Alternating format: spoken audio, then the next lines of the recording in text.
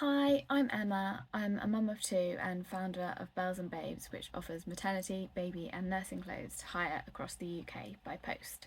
Today, I want to talk to you about what does a baby really need, because it is so easy to get completely overwhelmed by all of the lists that are out there. And even when I was Googling, I got tired of just scrolling and scrolling through all the endless lists of things that you might need. If you're a minimalist, or if you're on a budget or trying to be more sustainable by buying less things, then it is totally okay to stick to the basics. There are so many things out there that are designed to make parents' lives easier, but most of them are just wants, not needs. And sometimes we see all these things and think they're going to be like a magic solution to all of our problems, and then they end up not being that way at all. So I want to go through everything that they actually need. First of all, I just want to say there's not a huge amount that babies actually need. I had a great book before my babies were born which said that all that babies really need is some clothes, a place to sleep, and love. And that just made me feel so much better about not buying all of this stuff.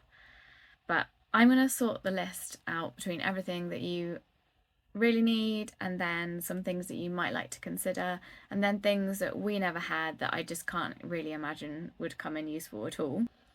So I scoured the internet and searched the top 10 results on Google for what do newborn babies need, and I've put everything together into this video for you. So number one, clothes, definitely, but babies do grow very quickly, so the general advice is not to buy too much. Obviously you could rent your clothes instead, and I could do a whole separate video about clothes, so I'll probably do that. I won't go into too much detail about exactly what clothes they need. Then number two is bedding. So they're going to need a place to sleep, like a crib, a carry cot, or a Moses basket. In terms of what kind of crib or cot to go with, we had a Moses basket for our first, and he slept terribly. But I think we will never know if it was the Moses basket or if he would have always been like that. For our second, we got a Chico Next to Me crib, which we bought secondhand. They're really good because you can pick them up for quite a good price, and then you can sell them on as well because they retain their value. And they're amazing for night feeds, especially if you're breastfeeding, because you can just kind of scoot them along up to you when they wake up and feed them, and then kind of really easily put them back. Do not underestimate how hard it is when you're really tired and when you're still recovering from giving birth, even just to sit up in the bed and lean over and pick your baby up out of a Moses basket. It sounds crazy, but it just feels like such an effort, and you'll be so tired that actually it's just really nice to be able to just have them right next to you. And I think my second did sleep a lot better, but we'll never know if that was because she had the next to me crib or if she was just a better sleeper generally. A mattress with a waterproof cover, some sheets. The NHS recommends at least 4, although I'm sure we didn't have that many, but it was a bit of a struggle to get them clean all the time. 2 sleeping bags, or you can use sheets and cellular blankets. And I really loved Love to Dream Swaddle Up sleeping bags. They were just amazing. They keep babies with their arms up if you haven't seen them, which is their natural sleeping position. And we definitely found that our second baby slept better when she was in the sleeping bags compared to when she wasn't. Also, another essential for us was a white noise machine. We had Ollie the Owl, which has a sensor so that it triggers when it hears them make a sound or move. But just bear in mind, you can just use an app and try it out, because your baby might not react to white noise in the same way. But we found that when our second child was tiny, she would be screaming and screaming and screaming, and you would put the white noise on and she would literally go straight to sleep out like a light. So that was incredible for us. Number 3, as recommended by the NHS, is just something to use when you're going out and about with your baby. So a lot of people buy 3-in-1 travel systems, which is a pushchair, and then you also get a carry cot, and then sometimes a car seat with that as well. But these are really bulky because obviously you've got the 3 separate parts. The carry cot does not fold down, so you need somewhere to store it. We had a tiny house when our children were little, so we opted for a pushchair that laid flat, so it could be used from when our baby was born. We had the baby style Oyster Zero, which is also really good value, and you can get adapters so that you can attach a car seat onto it as well. So you really don't need a 3-in-1 travel system, but doing a bit of research, I have seen that they've come down a lot in price, whereas years ago you could spend thousands. I'm sure you still can spend thousands, but you don't have to anymore. Or you could use a carrier or a sling. We actually found the sling a complete lifesaver with both of our children. When they wouldn't sleep, when they were really overtired, we just put them in the sling, put the white noise on, and I think just being close to you and being wrapped up just helped them get to sleep really easily. But you might find that your baby hates the sling and just won't go in it. So again, it's one of those things that you might want to try out. Some places have sling libraries so that you can try them out before you commit to buying them. Number 4 is nappies. So obviously you're either going to want some disposable nappies or reusable cloth nappies. We did opt to use disposables just for the first week or so, just while we were settling into the routine of things to make things easier. You're going to need some cotton wool or wipes. I don't really remember using cotton wool beyond the first couple of days really, so don't go mad. And the changing mat is very helpful, or you can just use a towel. And then barrier cream like Sudocrem. Again, I really don't think we use that in the first kind of few days, so that's something that you can leave till further down the line. For bathing your baby, it's really simple. Even the NHS website says you can use a washing up bowl, which I hadn't actually thought of, but we had a little baby bath, or you can get a divider which fits in your main bath so that you don't have to fill it all up with water, which is great. Obviously you're going to need some towels, but you don't need to rush out and buy new ones. You don't need to use soap or any kind of body wash or shampoo on newborn babies unless your health visitor advises you to. So it says that plain water is safer for your baby's skin during the first month.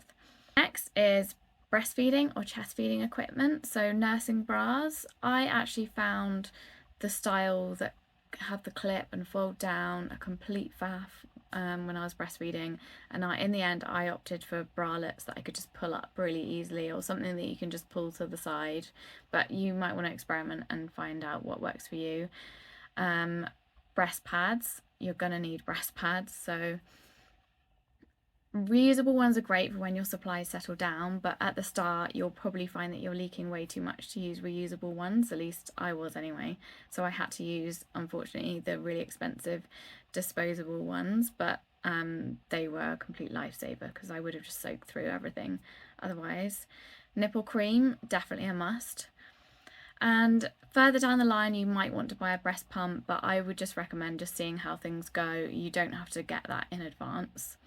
And you're definitely going to need lots and lots of muslins, whether you're breastfeeding or bottle feeding.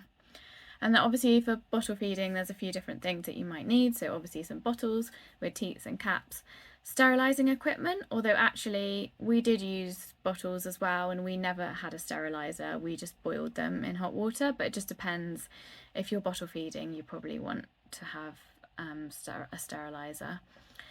Bottle brushes, and then formula milk powder or ready to feed formula, and again lots of muslins.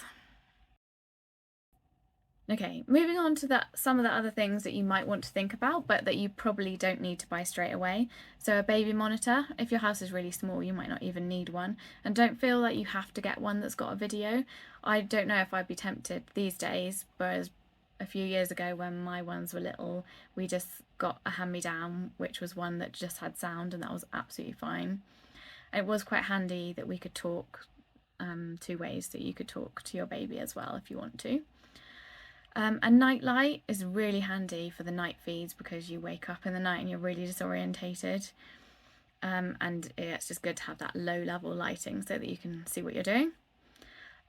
Blackout blind is really helpful and it's great for travelling as well. We've got one of those ones that's got suckers on it and we've used it for years and years and take it whenever we go on holiday in case the rooms aren't that dark.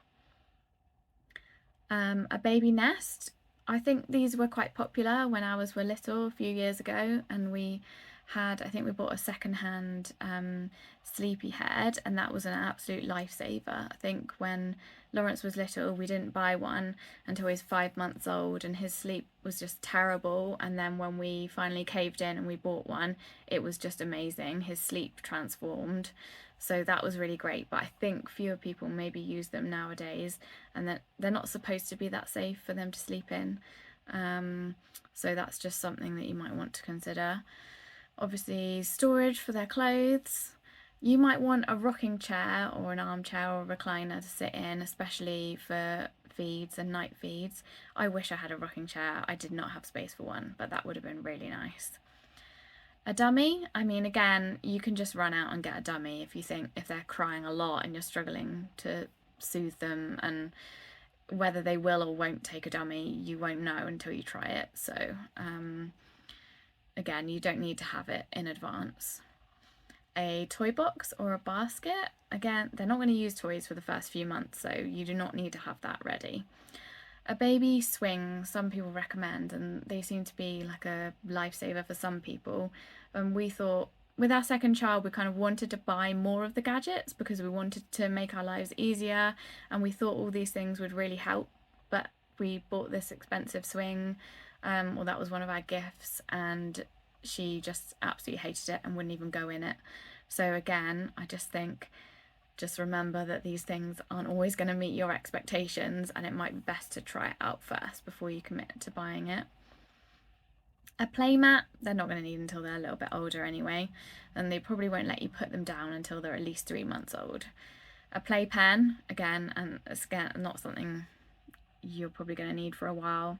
Simple toys, especially for when they're really little, just like a rattle, or babies love kind of sensory toys and things that are black and white that they can see more easily. A mobile, you might want one. A changing table, just to make your life easier, having them up a bit higher when you're changing them, but totally not essential. A nappy changing bag, just to store everything in. You might want a bath thermometer, but you can just go with a good old elbow in the water. Baby nail scissors, you're probably going to need at some point, but I actually just love using my own scissors, and I've always just used them. A Tommy Tippy Perfect Prep machine. I know a lot of people swear by these, just to make life easier if you are doing bottle feeding, even if you're just doing like a couple of odd bottle feeds, or one a day or something. It is really helpful, but totally not an essential. There are other ways that you can make bottles. Just a few things that I came across in the list that we never had. A humidifier. I don't really know why you would want one of these. Maybe if you live in a different country and the air is really dry, but I think over here we kind of struggle with the moisture levels, particularly at the moment. A breastfeeding cover. I mean, I don't really think, it's totally up to you. You need to experiment and find what makes you feel comfortable, but definitely when you're at home for the first few weeks, you're not really going to need a breastfeeding cover. And you can always kind of use muslins and things. A feeding cushion, I never had one of those. Maybe it would have been more comfortable, but I just stacked up normal cushions. A nappy bin, you probably won't need a nappy bin if you're using just reusable nappies, and it's probably personal preference if you want one for disposables. Baby lotion, we've never used baby lotion. We try to kind of keep things natural and put as few products on our children as possible. So a bottle warmer, apparently you really don't need this, you can just stick them in warm water to warm them up just as easily. And a bottle sterilizer, which I mentioned. We never had one, but if you are bottle feeding, that might make your life easier. So I really hope that this list has been helpful and helps you narrow it down to the things that you want to buy in advance of your baby arriving. And just remember, there's a lot of things that you can probably buy further down the line once you find out how everything's going, how feeding is going, and just what your baby is like and the things that they like.